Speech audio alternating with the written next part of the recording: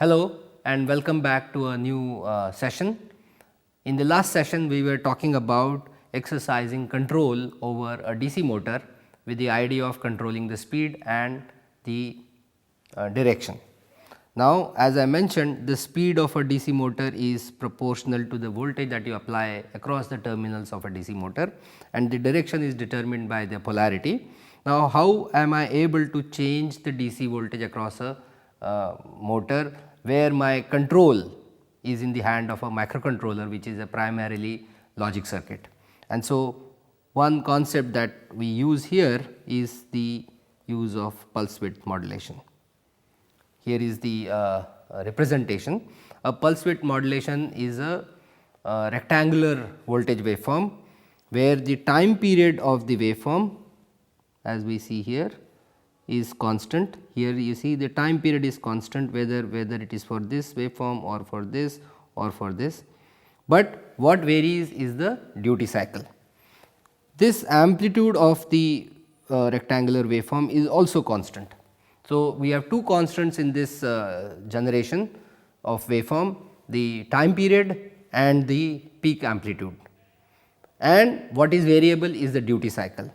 Now, let us see how we are able to change the DC voltage in such a situation. Now, if the time period is constant, if the that is the frequency of the waveform is constant, then if I draw some reference grid here, and if my amplitude of the waveform is this much, and I try to generate a similar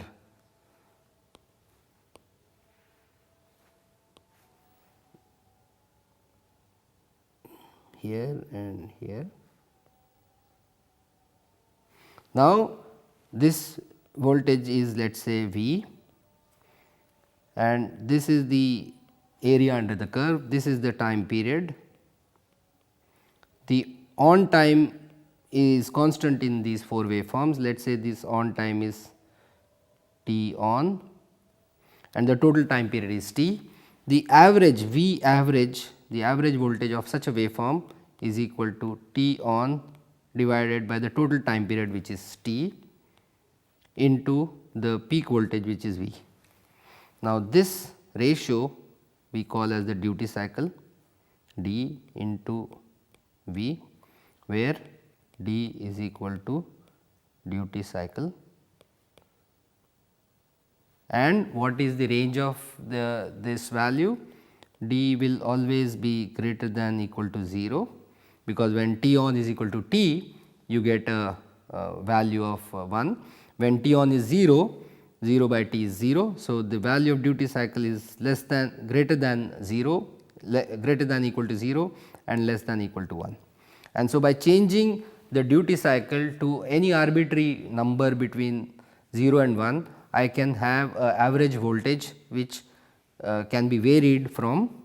So, V average can, in this case, can vary from 0 to V.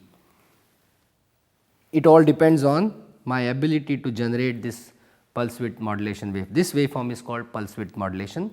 The ability to generate this pulse width modulation waveform, where the duty cycle of that pulse width modulation waveform is in my control, will give me an opportunity, will give me a mechanism to modify the output voltage, the average voltage, which can lie in any arbitrary, which can be any arbitrary value between 0 and V volts.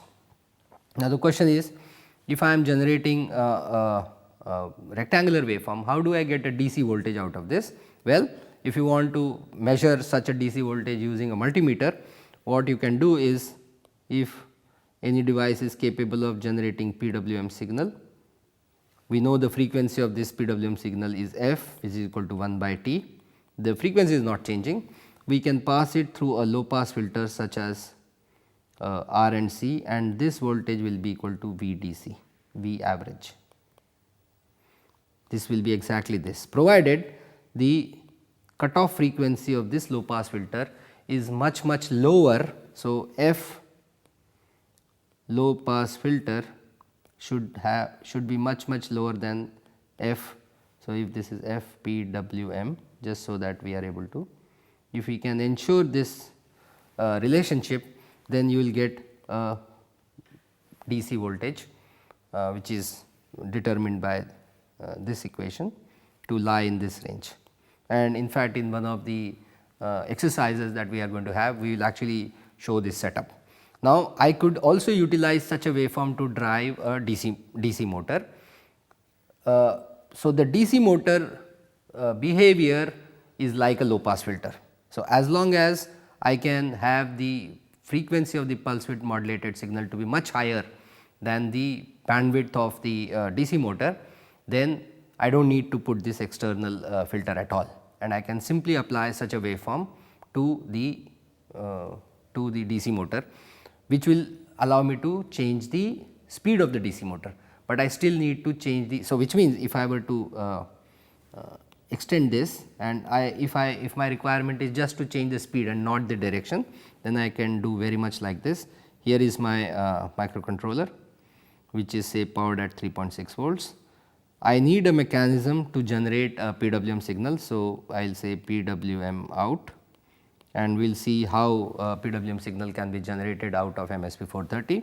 I will take a NPN transistor in the similar way that we used earlier, and I will put a DC motor here, and this is VCC, which can be any value 3.6 volts or even higher, and this is my motor.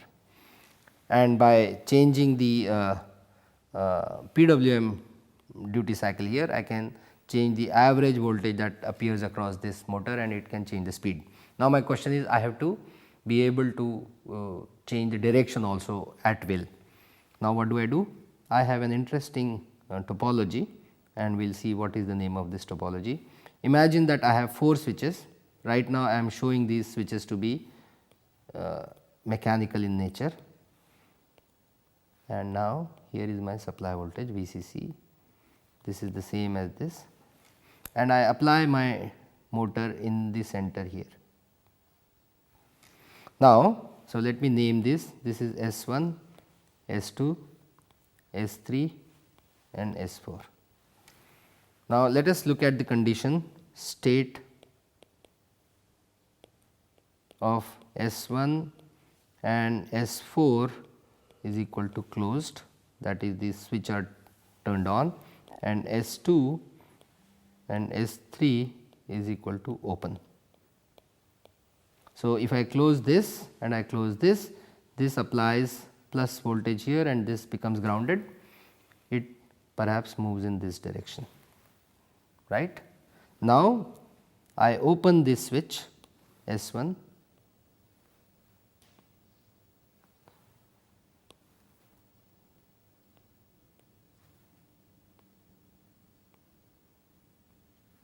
and instead I close this and this, it applies a voltage here in this polarity. So, the polarity of the voltage has been changed to the opposite of the earlier one, and because of this, this motor is going to go in this direction.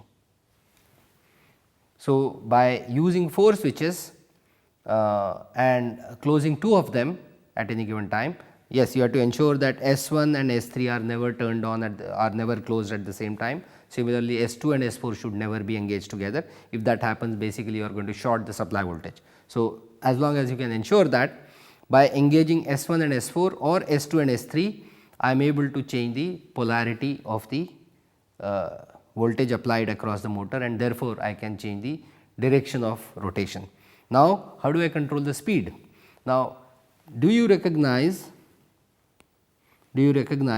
that this switch S1 and S2, if these were implemented using electronic components such as BJTs and MOSFETs, then S1 and S2 become high side switches. Why?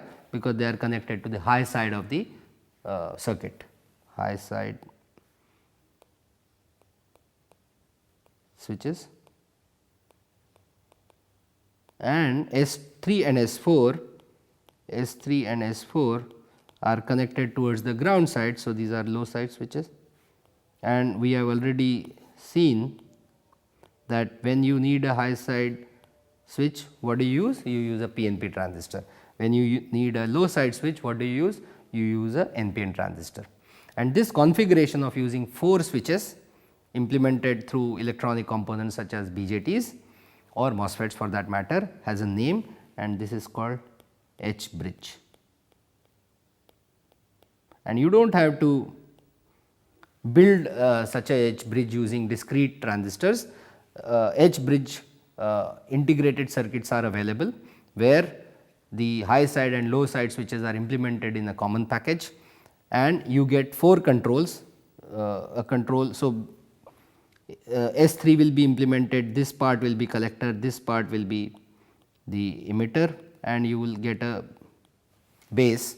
Similarly, for S1 and S2 you will get a PNP transistor, where this side will be the emitter, this side will be the collector, and you will get a base control. So, you get base controls for the switches, and internally the emitters and collectors are appropriately connected, so that all you do is apply control waveforms. Now, what would be the control waveform?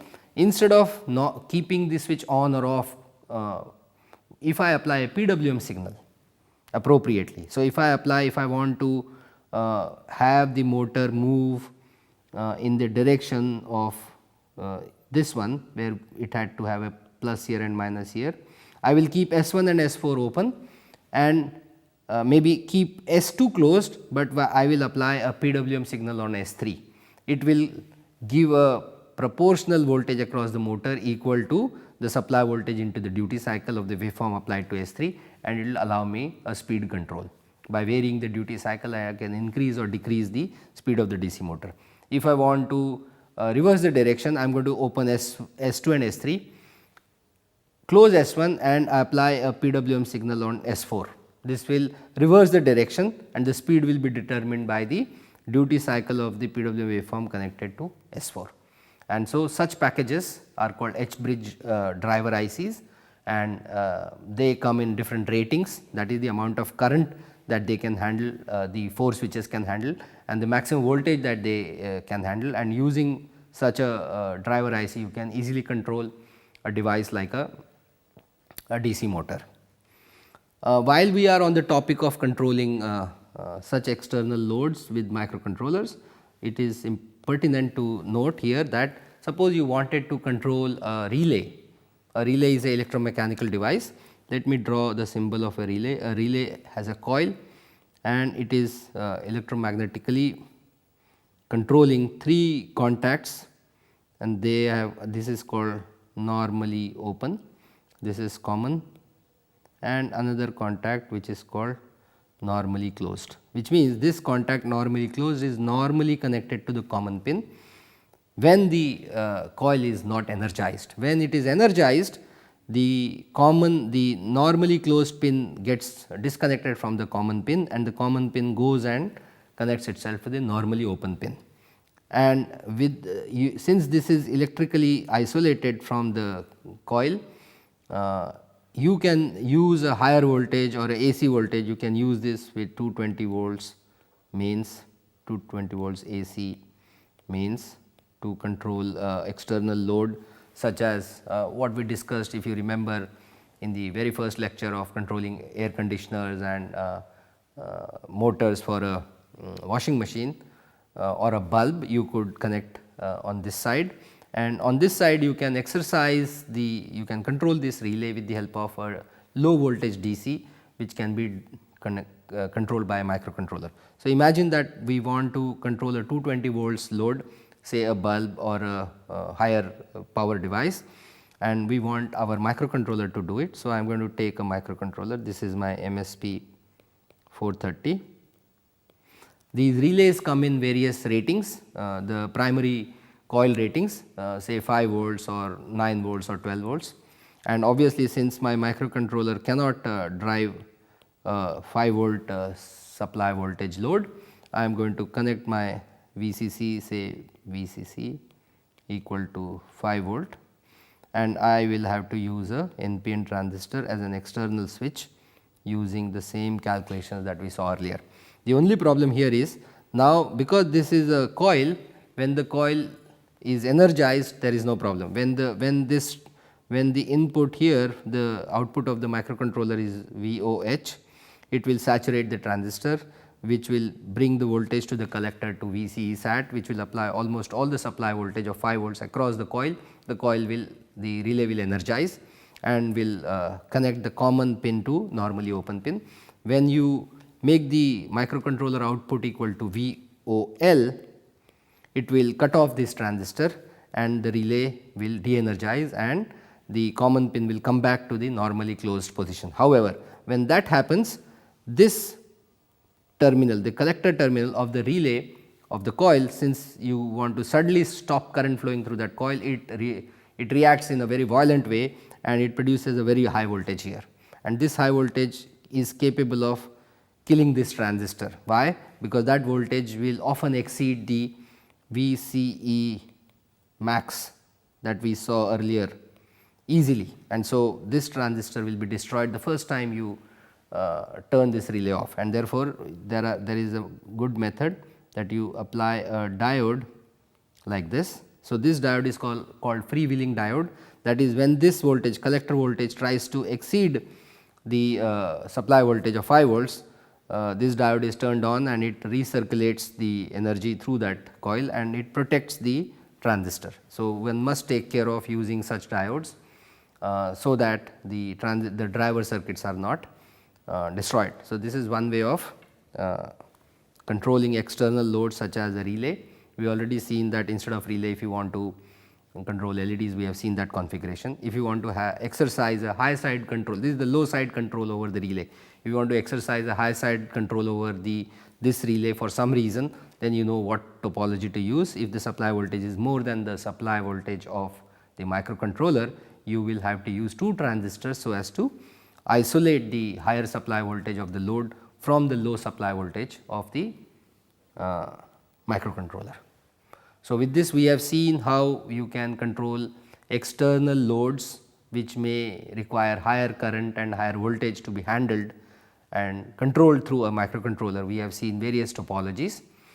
One point we were at last time was when we were looking at various methods of controlling large number of LEDs through a microcontroller, and we have seen that there are these are the options we have, that we could have, if we want to control n LEDs, we could dedicate n pins. If you do not have n pins, then you go to a technique called multiplexing, and this was in fact a normal multiplexing technique. There is an interesting extension of that technique and it has a interesting name, it is called Charlieplexing, and I would like to illustrate the concept of Charlieplexing to you through this lecture. And here is a topology of a Charlieplexed LED display.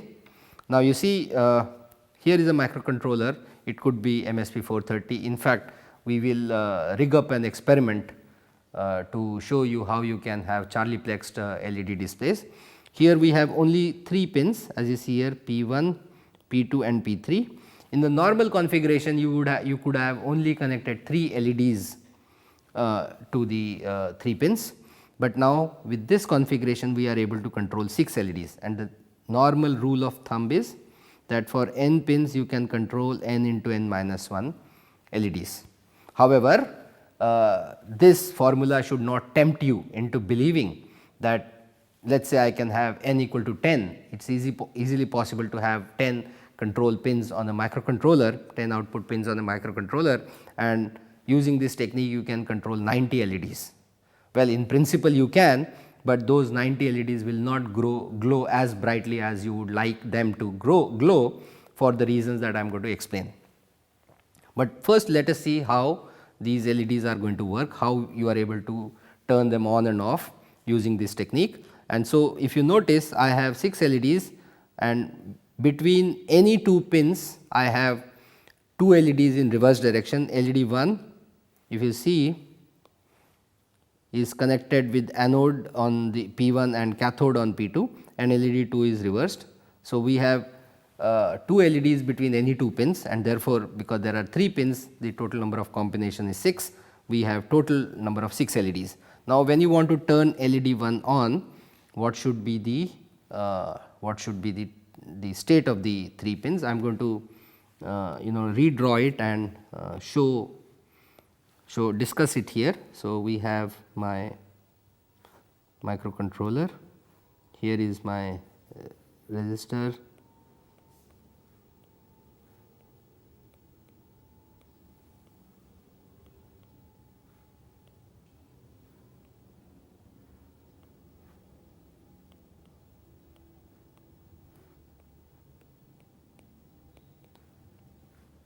so this is all the 6 LEDs. This is LED number 1, 2, 3, 4, 5 and 6. This is P1, P2 and P3. When I want to control LED 1 on, LED 1, then P1 should be equal to 1, P2 should be equal to 0, but what about P3? If P3 is 1, it will turn LED number 4 on, which we may not want. If we make P3 equal to 0, then it will turn LED 5 on, and so again this is not what we wanted. And so this is to bring out the fact that microcontroller pins, modern microcontroller pins can have not just 2 states, it can have 3 states, a 1 or a 0, as well as you can convert the pin into an input pin and it becomes a high impedance state. So, the third pin P3, I will program it to be Z. This will ensure that only LED 1 is turned on. When you want to control LED 2, the state of P1 becomes 0, P2 becomes 1 and P3 is still Z. When I want to turn LED 3 on, then P1 becomes Z, P2 becomes 1 and P3 becomes 0, and so on, as you can see. Now, at any given time in this configuration only one LED is turned on, and so if there are 6 LEDs, they are going to start with 1, 2, 3, 4, 5, 6 back to 1, 2, 3, 4, 5, 6. If you want any number of LEDs to be on, the turn on and turn off of these LEDs is done at a much higher rate, higher than the persistence of vision of a human eye, which is roughly 16 hertz. So, if you go much more than that, let us say we turn on and off each LED at 100 hertz, and since these are 6 LEDs, if I have a mechanism to turn on and off things from a microcontroller point of view at 600 times a second, then each LED can be turned on and off 100 times a second, it will give me a comfortable display. Now, what is happening is, at any given time, since only one LED is on, therefore, you have 1, 2, 3, 4, 5, 6. So, this is time slot 1, 2, 3, 4, 5, 6. Another time slot 7, 8 and so on. Now, in time slot 1, I can turn LED 1 on, and then it will have to be off for the next 1, 2, 3, 4, 5, and it can only be on here. Similarly, LED 2 can be turned on in second time slot, and it will have to be off for the next, and then it can have an opportunity to be turned on here, and so on. Each of the LEDs has one slot out of 6 slots. Now, if this waveform represents the current through that LED, that means this is 0 current, this is some current I, which will be determined by both these resistors. At any given time, 2 resistors come in the path of the LED. Therefore, the current will be determined by some of these 2 resistors in series with the LED. Let us say that current is I. So, you have either a current I flowing for 1 time unit, and for 5 time units no current is flowing. Therefore, the average current, if this I, the I average through the LED becomes I by 6.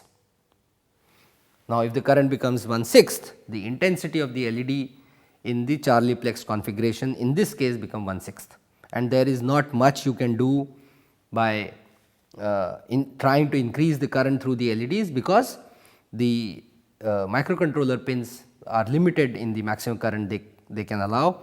MSP 430, as we saw, is limited to 6 milliamperes, other microcontrollers can go up to 30-40 milliamperes, and yet the average current will start falling rapidly. If I, instead of 3, if I go to 4 pins, I will be able to control 12 LEDs. So, my I average current will become I by 12.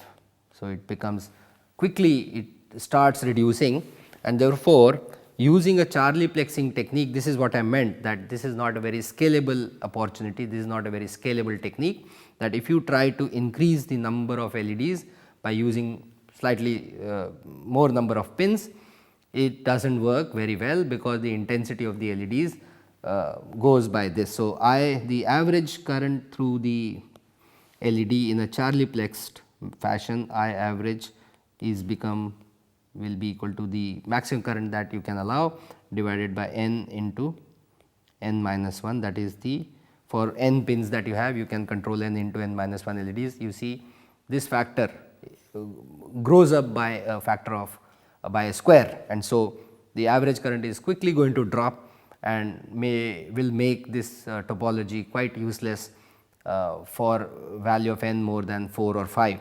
But still it is a very interesting mechanism. It allows you to control relatively large number of LEDs using few pins. If you are stuck in an application where the number of pins is very less and you want to control few LEDs, few 4, 5, maybe 10, this is a good technique, because this allows you to control relatively large number of LEDs for using less number of pins without involving additional hardware expansion technique. For example, you could use a shift register, you do not have to involve any extra hardware, and yet you are able to control these LEDs. So, this is very good for such a configuration. And so, in this lecture we have seen how you can control external LEDs in multiplexed fashion using Charlieplexed fashion, how you can control large amount of currents through these loads such as the LEDs or the relays using a low side switch or a high side switch, how you can also have a combination of high side switching and low side switching using the topology called H bridge, which is used to control DC motor and such loads. We complete our discussion here. We still have to talk about creating digital to analog converters and controlling LCD displays and so on and so forth, which we will take up at appropriate opportunity. I thank you for listening to me. I will see you in the next lecture very soon. Bye bye.